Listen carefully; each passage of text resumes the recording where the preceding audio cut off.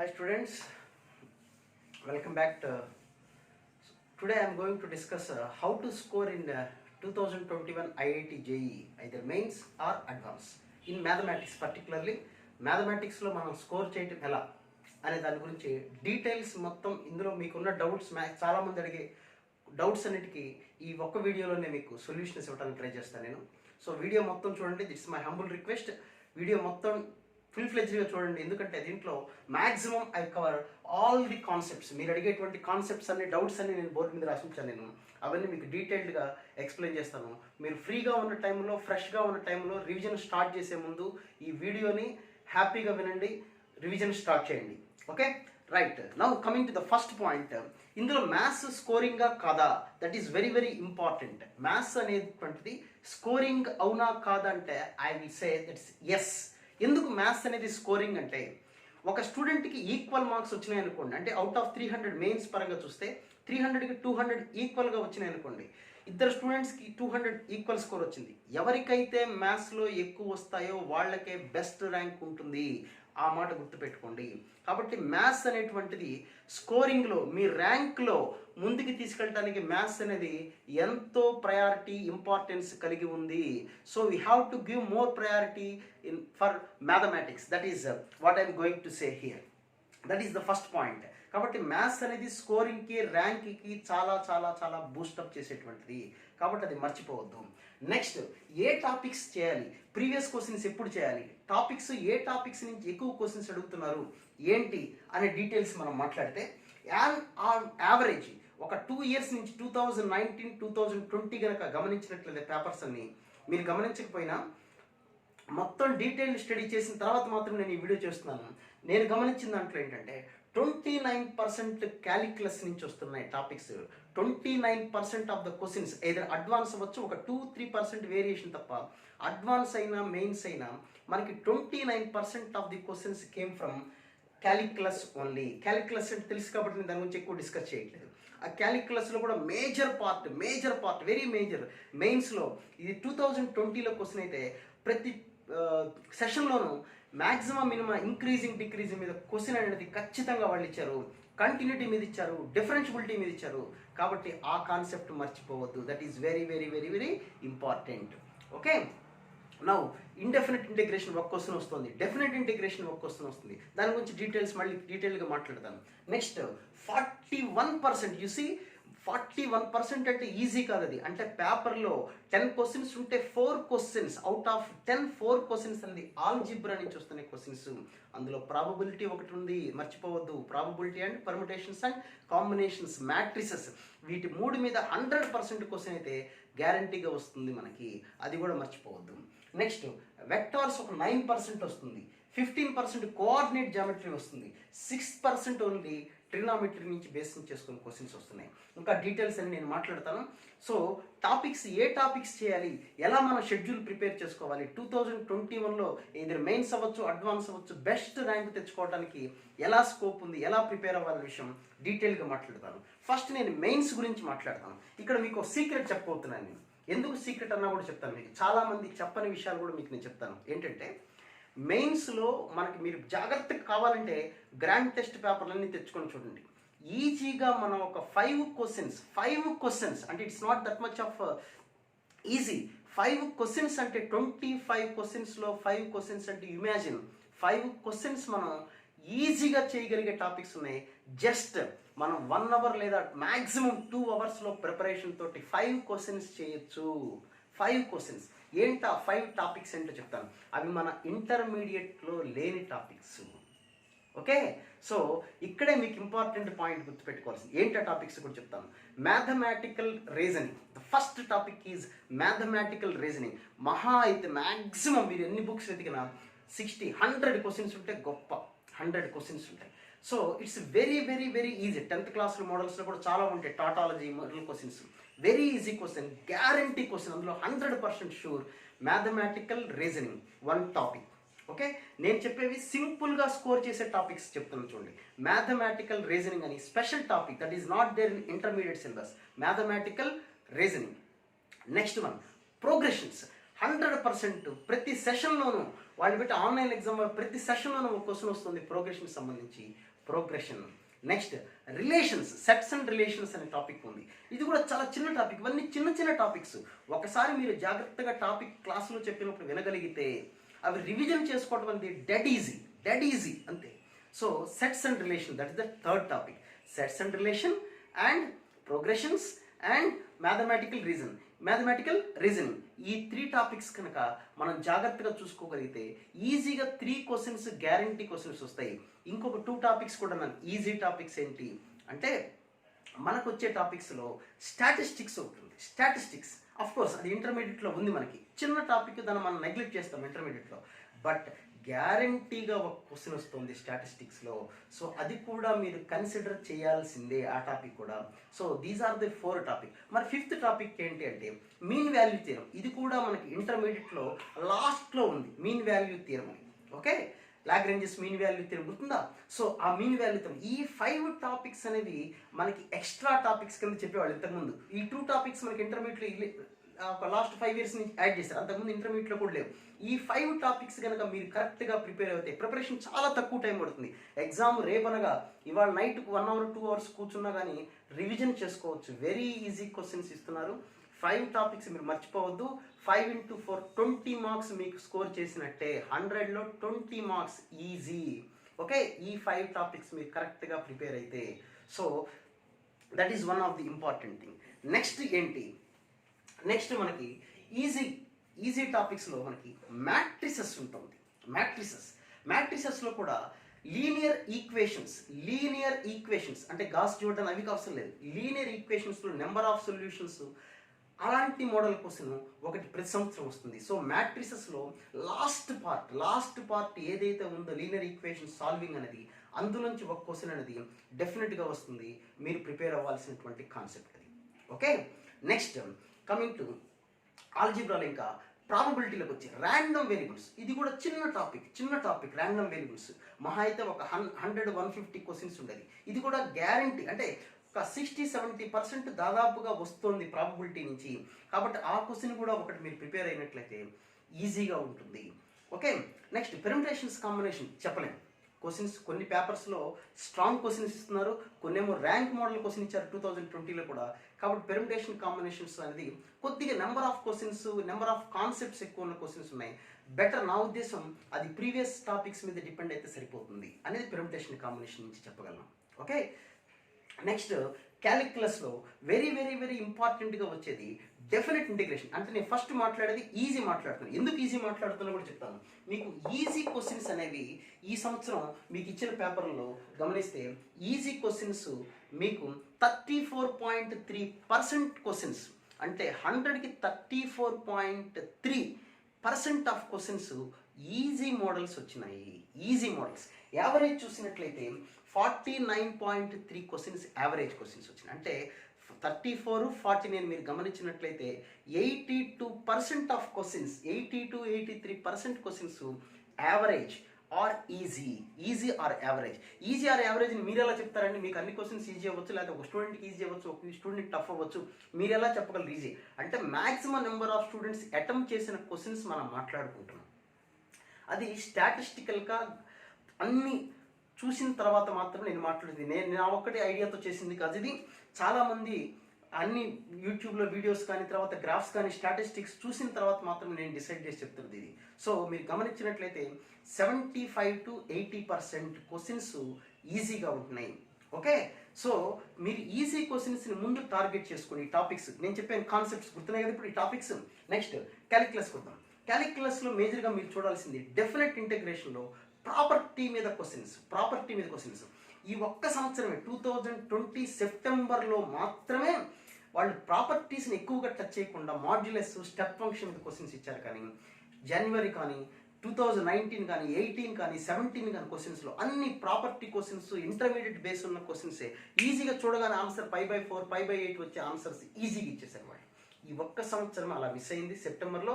కాబట్టి ఒక్క పేపర్ని మనం కన్సిడర్ చేయకుండా ఉండటమే మంచిది. అంటే ఆన్ యావరేజ్ చూస్తున్నాం కాబట్టి డెఫినెట్ ఇంటిగ్రేషన్లో మనం ప్రాపర్టీస్ని కనుక మీరు నమ్ముకుంటే ఒక ఈజీ క్వశ్చన్ వచ్చే ఛాన్స్ ఉంది.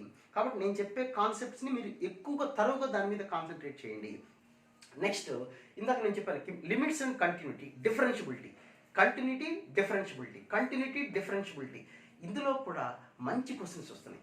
అది ఈజీ అని చెప్పడానికి అయితే లేదు, ఛాన్స్ లేదు. కొంతవరకు వాడిచ్చే క్వశ్చన్స్ అబోవ్ యావరేజ్ స్టాండర్డ్లోనే ఉంటున్నాయి, కొంత అబోవ్ యావరేజ్ స్టాండర్డ్లోనే ఉంటున్నాయి. కాబట్టి అది ఈజీ కానీ టఫ్ టాపిక్స్ కూడా నేను మాట్లాడతాను, దాని గురించి డిస్కస్ చేస్తాను. ముందు ఈజీ మీకు చెప్పి తర్వాత యావరేజ్, తర్వాత టఫ్ క్వశ్చన్స్ ఏ టాపిక్ నుంచి వస్తున్నాయి యావరేజ్ గమనిస్తే అది మీకు డిస్కస్ చేస్తాను.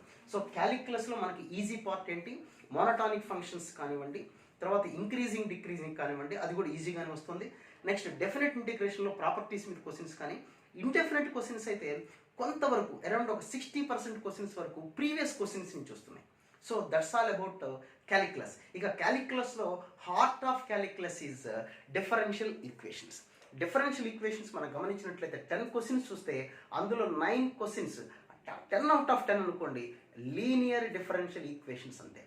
మస్ట్ అందరూ దాన్ని రాసి పెట్టుకోవటం మీరు. లీనియర్ డిఫరెన్షియల్ ఈక్వేషన్, అది లీనియర్లో బెర్నోలియస్ అవ్వచ్చు, ఎగ్జాక్ట్ ఈక్వేషన్ మోడల్ అవ్వచ్చు, లీనియర్ డిఫరెన్షియల్ అది కూడా ఈజీ కిందే కన్సిడర్ చేయాలి. ఎందుకంటే దాదాపుగా 90% ఈజీ క్వశ్చన్సే ఉంటున్నాయి. కాబట్టి ఇప్పుడు నేను చూడండి ఎన్ని టాపిక్స్ చెప్పాను, చూడండి ఎన్ని easy model questions, around 12 questions మీకు డిస్కస్ చేశాను నేను. 12 క్వశ్చన్స్. ఈ 12 క్వశ్చన్స్ 12 into 4 అంటే 48 మార్క్స్. అంటే నియర్లీ 50% మీరు ఈ టాపిక్స్ ఇప్పుడు నేను చెప్పిన కాన్సెప్ట్ కానీ టాపిక్స్ కానీ చూస్తే 50% స్కోర్ చేసుకోవచ్చు. కావాలంటే మీరు చెక్ చేసుకోండి. నేను చెప్పిన ఈ కాన్సెప్ట్ తరువుగా ప్రిపేర్ అయ్యి 2019 కానీ 18 కానీ మళ్ళీ పాతవి చూడొద్దు. 19 ఒక లాస్ట్ 3 years పేపర్ చూసుకోండి, 2019, 20 ఈ సంవత్సరం నో ప్రాబ్లం చూసుకుంటే ఆ మోడల్ క్వశ్చన్స్ మనం చేయగలిగే స్కోర్ ఉంది. ఫస్ట్ మనకి స్కోరింగ్ అనేది చాలా ఇంపార్టెంట్. అది ఈజీకి సంబంధించిన స్కోరింగ్కి సంబంధించిన ఫస్ట్ కాన్సెప్ట్. సో నా దృష్టిలో ఎగ్జామ్ హాల్కి వెళ్ళగానే మనం చేయగలిగే క్వశ్చన్స్ అనేది చాలా ఇంపార్టెంట్. అన్నెసరీ కన్నా మనకు ఉపయోగపడేవి, ర్యాంక్ తెచ్చే కాన్సెప్ట్ చాలా ఇంపార్టెంట్. సార్ నేను చెప్పిన ఆ కాన్సెప్ట్ మీద మీరు కాన్సన్ట్రేట్ చేయండి, అది ఈజీకి సంబంధించి. ఇప్పుడు డిఫికల్ట్ లెవెల్ మాట్లాడతాం. టఫ్గా ఎక్కడి నుంచి వస్తున్నాయి క్వశ్చన్స్, ఎక్కడి నుంచి వస్తున్నాయి, ఏ టాపిక్స్ నుంచి వస్తున్నాయంటే first heights and distance. Heights and distance కొంతవరకు ఒక రకంలో ఉన్న క్వశ్చన్స్ వస్తున్నాయి. సర్కిల్స్ కూడా నేను ఎందుకో ఈజీ అని చెప్పలేను, అంటే యావరేజ్ స్టూడెంట్స్ బట్టి గమనించినట్లయితే ఆ క్వశ్చన్ సర్కిల్స్లో కూడా సిస్టమ్ ఆఫ్ సర్కిల్స్ ఎక్కువ కాన్సన్ట్రేట్ చేస్తున్నారు. S+λ కాన్సెప్ట్ ఉంది కదా, వాటి మీద ఎక్కువ కాన్సన్ట్రేట్ చేస్తున్నారు. అది కూడా నేను టఫ్ కేటగిరీలోనే దాన్ని తీసుకుంటాను నేను. తర్వాత యావరేజ్ ఇంకా కోఆర్డినేట్ జామెట్రీలో టఫ్ అంటే సర్కిల్స్, అబోవ్ యావరేజ్ అని చెప్తాను నేనైతే ఖచ్చితంగా, అందులో నో డౌట్. ఇంకొకళ్ళు ఏం చెప్పారు నాకు తెలియదు, నా వరకు అయితే మాత్రం నేను circles, system of circles questions on average, నేను మాట్లాడేది ఎప్పుడు కూడా ఆన్ యావరేజ్ మాట్లాడతాను, స్ట్రైట్ ఫార్వర్డే చెప్తున్నాను మీకు. అది కూడా సర్కిల్స్ అండ్ సిస్టమ్ ఆఫ్ సర్కిల్స్లో కొంత అబోవ్ యావరేజ్ క్వశ్చన్సే ఉంటున్నాయి. నెక్స్ట్ వాట్ అబౌట్ కానిక్స్, పెరాబోలా పరిస్థితి ఏంటి, ఎలిప్స్ పరిస్థితి ఏంటి, హైపర్బోలా పరిస్థితి అంటే వెన్ కంపేర్డ్ సర్కిల్స్ ఇది పూర్తిగా కాంట్రడిక్ట్. ఇది కొంత యావరేజ్ క్వశ్చన్స్. ఒక లెవెల్లో మీకు ఇంటర్మీడియట్ నాలెడ్జ్ కనుక ఉన్నట్లయితే intermediate level is just enough. Parabola కానీ, ఎలిప్స్ కానీ, హైపర్బోలా కానీ intermediate knowledge is just enough. ఆ లెవెల్ ఉంటే మీకు యావరేజ్ మోడల్లో కానిక్స్ నుంచి క్వశ్చన్ ఈజీగా చేసేయచ్చు. ఓకే, అది కూడా ఈజీ అని చెప్పొచ్చు అంటే కొద్దిగా జామెట్రీ కదా కొద్దిగా, అందుకని నేను యావరేజ్ మోడల్లో వేసాను అది. ఓకే, ఇది కోఆర్డినేట్ జామెట్రీ. మరి స్ట్రైట్ లైన్స్ పరిస్థితి ఏంటి, ఫస్ట్ ఇయర్ పరిస్థితి ఏంటి, స్ట్రైట్ లైన్స్ ఉంది, పేర్ ఆఫ్ స్ట్రైట్ లైన్ పరిస్థితి ఉంటే స్ట్రైట్ లైన్స్ మీరు నెగ్లెక్ట్ చేసేయచ్చు.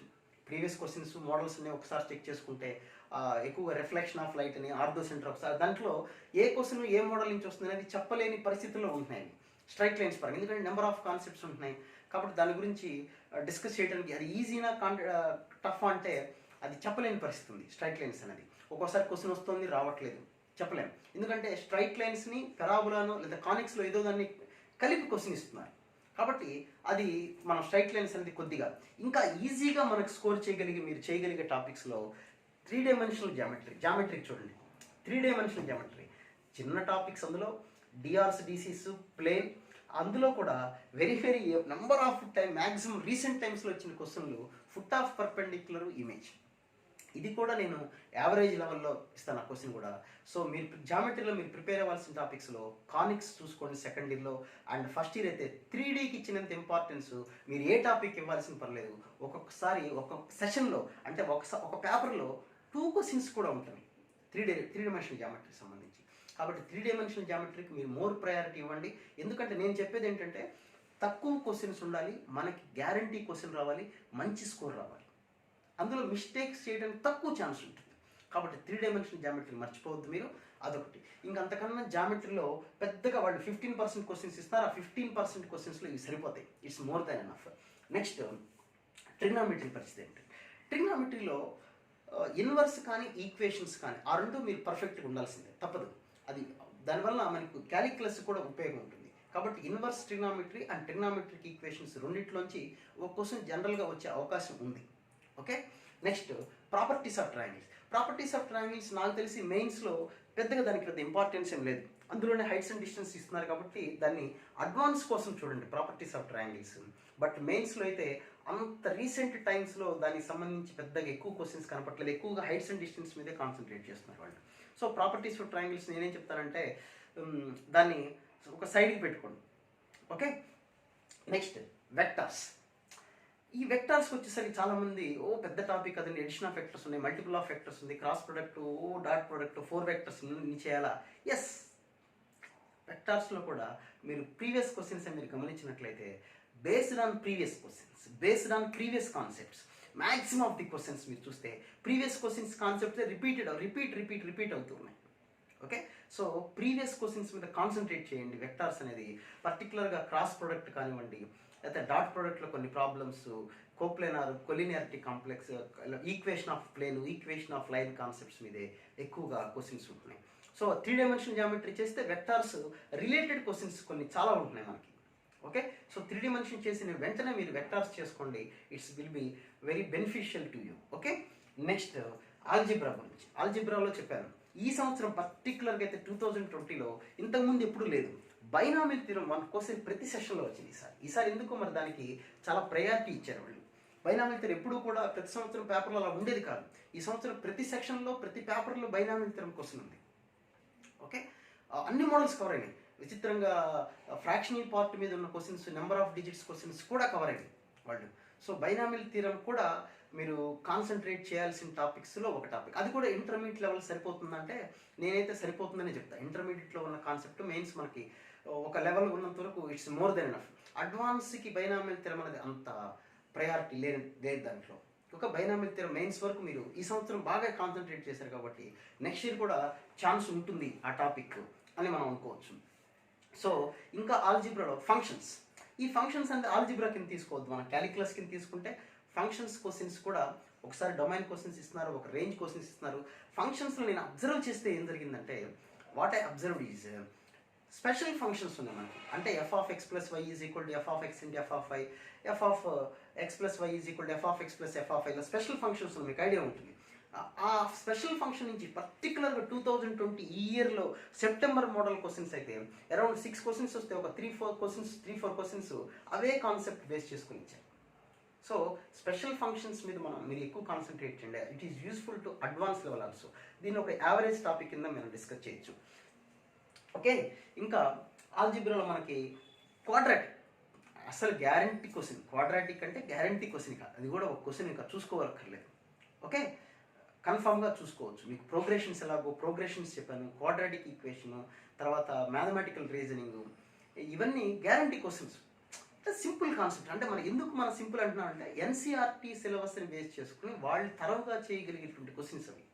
సో ఆ బుక్స్లో ఉన్న క్వశ్చన్స్ +2 వాటిల్లో అవే ఎక్కువ క్వశ్చన్స్ వస్తున్నాయి. సో ఇది మనకి మ్యాథమెటిక్స్లో స్కోర్ చేయగలిగేటువంటి టాపిక్స్ అవి. సో వెయిటేజ్ నేను ఇప్పుడు చెప్పింది మళ్ళీ ఒకసారి కంక్లూడ్ చేసి చెప్తాను. క్యాలిక్యులస్ మొత్తంలో మీరు చేయాల్సింది definite integration, differential equations, very very very important. Differential equations second ఇయర్లో, డిఫరెన్షియల్ ఈక్వేషన్స్, డెఫినెట్ ఇంటిగ్రేషన్లో ఏ పార్ట్ చెప్పాను మీకు నేను, ప్రాపర్టీస్ బేస్డ్. అండ్ ఇంటిగ్రేషన్లో ప్రీవియస్ మోడల్స్ ఒకసారి రివైజర్ చూసుకుంటే సరిపోతుంది. This is about calculus. And calculus ఇంకొక కాన్సెప్ట్, టఫ్ అనే ఏరియా మనం మాట్లాడితే ఏరియాస్ క్వశ్చన్స్ అయితే అడ్వాన్స్ లెవెల్ క్వశ్చన్సే ఉంటున్నాయి మెయిన్స్ లెవెల్లో. అందులో 80%, ఇప్పటివరకు మనం 10 క్వశ్చన్స్ తీసుకుంటే 80% క్వశ్చన్స్ అడ్వాన్స్ లెవెల్లో క్వశ్చన్సే ఇస్తున్నారు వాళ్ళు మెయిన్స్లో కూడా. కాబట్టి ఎవరైనా ఏరియాస్ నాకు రాదనుకుంటే అది టైం వేస్ట్ కూడా.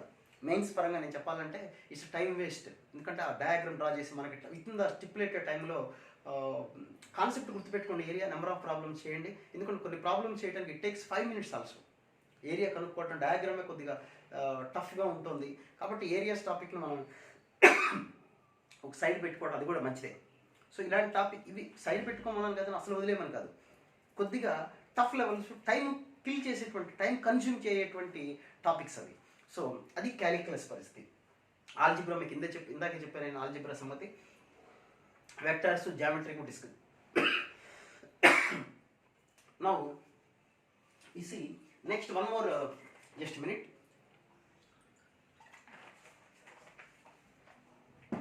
ఇది టాపిక్స్కి సంబంధించిన విషయం. ఇప్పుడు ప్రీవియస్ పరిస్థితి అంటే ప్రీవియస్ క్వశ్చన్స్ ఎప్పుడు చేయాలి? చాలామంది చేసే మిస్టేక్ మళ్ళీ ఏంటంటే, క్వశ్చన్ చూడగానే ఒకసారి టాపిక్ స్టార్ట్ చేయమన్నారు అనుకోండి, మన ఫంక్షన్స్ రివిజన్ చేయమన్నారు అనగానే ఫంక్షన్స్ తీసేస్తారు previous questions. That's not at all correct thing. First మీరు మొత్తం టాపిక్ చేసిన తర్వాత ఒక 2 daysలో ఎగ్జామ్ ఉంది మనకి, వీకెండ్ ఎగ్జాము, గ్రాండ్ టెస్ట్ ఏదో ఉందన్నప్పుడు అప్పుడు ప్రీవియస్ క్వశ్చన్స్ చూడండి. ఎగ్జామ్ లాగా చేయండి. ప్రీవియస్ క్వశ్చన్స్ ఎప్పుడు కూడా మీకు సక్సెస్ అవ్వాలంటే, మంచి స్కోర్ రావాలంటే, మీరు టాపిక్ అయిపోయిన తర్వాత ప్రీవియస్ క్వశ్చన్స్ అని ఒక ఎగ్జామ్ లాగా రాయండి. ఒక టైం పెట్టుకొని 30 questions ఉన్నాయనుకోండి, ప్రీవియస్ లాస్ట్ క్వశ్చన్స్ అన్ని చేయండి. బెటర్ ఏంటంటే వెనక నుంచి వెళ్ళండి. ఎప్పుడో పాత నుంచి రావద్దు, వెనక నుంచి వెళ్ళండి. ఓకే, సో టైం పెట్టుకొని చేయండి. మీ కెపాసిటీ అంటే మీకు తెలుస్తుంది, మోడల్స్ మీకు ఐడియా ఉంటాయి. అప్పుడు ఆ మోడల్స్ ఏమైనా కవర్ కాకపోతే మళ్ళీ మీకు అసైన్మెంట్లోనే ఎక్కడన్నా ఉంటే చూడండి. అది ప్రీవియస్ క్వశ్చన్స్కి సంబంధించినటువంటి విషయం. తర్వాత ఈజీ క్వశ్చన్స్ మీకు చెప్పాను, టాపిక్స్ చెప్పాను, యావరేజ్ ఉన్న మోడల్ చెప్పాను, డిఫికల్ట్ లెవెల్ చెప్పాను, స్పెషల్ టాపిక్స్ అని చెప్పాను. స్పెషల్ టాపిక్స్ అంటే ఇందా చెప్పాను. స్పెషల్ టాపిక్స్ మర్చిపోవద్దు. మీరు కాన్సన్ట్రేట్ చేస్తే మొత్తం సెకండ్ ఇయర్లో కొన్ని వేల ప్రాబ్లమ్స్ చేసే బదులు mathematical reasoning, sets and relations, progressions, తర్వాత స్టాటిస్టిక్స్, ఈ టాపిక్స్ కనుక మీరు చేస్తే నెంబర్ ఆఫ్ క్వశ్చన్స్ తక్కువ ఉంటాయి, గ్యారంటీ క్వశ్చన్ వస్తుంది. ఈ సీక్రెట్ అనమాట. ఎందుకు సీక్రెట్ అంటానంటే చాలామంది ఇది నెగ్లెక్ట్ చేస్తారు. ఈ టాపిక్ మీరు కాలేజీలో కూడా ఎక్కువ డేస్ మీకు అది చెప్పడానికి ఛాన్స్ ఉండదు. ఇక్కడ చిన్న చిన్న టాపిక్స్ అవి మీరు పర్ఫెక్ట్ చేసుకుంటే మీరు మెయిన్స్ గండ నుంచి బయటపడినట్టే. మెయిన్స్లో ఒక ర్యాంక్, ఒక లెవెల్ స్కోర్ రావడానికి మ్యాథ్స్ ఉపయోగపడుతుంది. మ్యాథ్స్ వచ్చినట్టే. ఆ స్కోర్ వచ్చిందంటే మెయిన్స్లో ఒక స్కోర్ అట్లీస్ట్ 50% స్కోర్, 180, 100కి 300కి 150, 180 ఆ స్కోర్ వచ్చిందంటే ఎక్కడో ఒక చోట మంచి బ్రాంచ్లోనే మీకు సీట్ వస్తుంది, మంచి కాలేజీలోనే సీట్ వస్తుంది. సో అది ఒకటి. నెక్స్ట్ అడ్వాన్స్ పరిస్థితి ఏంటి మాట్లాడతాను. అడ్వాన్స్ అంటే ఇక మనం ఎలా ప్రిపేర్ అవ్వాలి, టైం టేబుల్ ఏంటి? చాలామంది నాకు ఫోన్లు చేసి అడుగుతుంటారు, మెసేజ్లు పెడుతుంటారు, సార్ మనం ఏ టైంలో మ్యాథ్స్ అంటే ఎట్లా టైం పెట్టుకోవాలి? 3 hours చేయాలా, 12 hours చేయాలా? నా సలహా ఏంటంటే ఫ్రెష్ మైండ్ ఉన్నప్పుడు ఫిజిక్స్ చేసుకోండి. మీరు అంటే మార్నింగ్ లేచారు, ఎర్లీ అవర్స్లో లేచారు, ఫ్రెష్ మైండ్ తోటి ఫిజిక్స్ చదవండి, కాన్సెప్ట్స్ చదవండి, బాగా మెమరీ గుర్తుంటుంది. మ్యాథ్స్ ఎప్పుడు చేస్తారంటే నిద్ర వచ్చే టైంలో, మధ్యాహ్నం పూట కొంత రిలాక్స్ అవ్వటం కోసం, రిలాక్స్ అయ్యే టైంలో మ్యాథ్స్ చేసుకోండి. ఫ్రెష్గా ఉంటుంది. ఎందుకంటే ప్రాబ్లమ్స్ మీకు ఆల్రెడీ టచ్లో ఉన్న క్వశ్చన్స్ ఉంటాయి కాబట్టి వస్తున్న ఫీలింగ్ ఉంటుంది. ఓకే, సో మ్యాథమెటిక్స్కి ఎప్పుడు టైం ఇచ్చినా కానీ కొంత మీరు రిలాక్స్ అవుదాం అనుకున్న టైంలో మ్యాథ్స్ పట్టుకుంటే కొంత హుషారు ఉంటుంది, కొంత ప్రోగ్రెసివ్గా ముందుకెళ్ళచ్చు, టైం వేస్ట్ కాకుండా ఉంటుంది. ఓకే, సో అది మీరు మ్యాథమెటిక్స్ ఏ టైంలో పెట్టుకుంటారంటే బెటర్ ఆఫ్టర్నూన్ టైం అయితే ఎవరు డిస్టర్బ్ చేయరు నాకు తెలిసినంత వరకు. ఇంట్లో వాళ్ళు కూడా రెస్ట్ తీసుకుంటారు, కాలేజీలో కూడా కొద్దిగా రిలాక్స్డ్గా ఉంటుంది. ఇప్పుడు కాలేజీలో ఆఫ్లైన్ స్టార్ట్ అయిన తర్వాత ఓకే, మ్యాథమెటిక్స్ అనేది ఆఫ్టర్నూన్ సెషన్ పెట్టుకోండి. It's good for you. ఒక 3 hours కంటిన్యూస్గా చేస్తూ ఉంటే ఎక్సలెంట్గా ఉంటుంది. నైట్ టైం అయినా మిడ్ నైట్ ఎప్పుడైనా మీరు 10:30 మిడ్ నైట్ అయినా, మరి మిడ్ నైట్ అయినా కాదు, ఎవరైనా లేట్ నైట్ పడుకునే ఛాన్స్ ఉంటే, నేను 12 వరకు చదువుతానండి, లేట్గా లేస్తాను, మార్నింగ్ 6:30కి అప్పుడు లేస్తాను అనుకున్నప్పుడు, అప్పుడు 11 to 12, 10:30 to 12 లాస్ట్ సెషన్ ఉంటుంది కదా, మీరు పడుకునే ముందు 1 hour 2 hours బిఫోర్, అప్పుడు మ్యాథ్స్ చేసిన మీకు గుర్తుంటుంది. మ్యాథ్స్ అనేది నిద్ర కూడా తొందరగా రాకుండా ఛాన్స్ ఉంటుంది. ఓకే, నిద్రపోయే ముందు ఎప్పుడు కూడా టఫ్ టాపిక్ చేయొద్దు, ఈజీ టాపిక్స్ చేసుకోండి. అది ఇంపార్టెంట్. మనకు వచ్చిన క్వశ్చన్ అనేది మిస్ చేయకూడదు. నా టోటల్ ఏమేంటంటే మనకు ఒక టాపిక్ వచ్చిందంటే ఆ టాపిక్లోంచి క్వశ్చన్ వస్తే అది మిస్ కాకూడదు. ఓకే, నెక్స్ట్ ప్రిపరేషన్ స్టైల్ ఎలా ఉండాలి? ఇది అసలు మేజర్ రోల్ అనమాట. ప్రిపరేషన్ స్టైల్ ఎలా ఉండాలి అంటే, ఇప్పుడు క్రికెట్ ఐపీఎల్ జరుగుతుంటుంది, బ్యాట్ తీసుకొని వెళ్తాడు, ఎవడ బౌలర్ ఒకటి కళ్ళు మూసుకొని ఊపేడు కదా. ఒక్కో బౌలర్కి ఒక స్టైల్ ఉంటుంది. ఈ బౌలింగ్, ఫాస్ట్ బౌలింగ్ ఎలా ఆడాలి, స్పిన్ బౌలింగ్ ఎలా ఆడాలి తెలియాలి మనకి.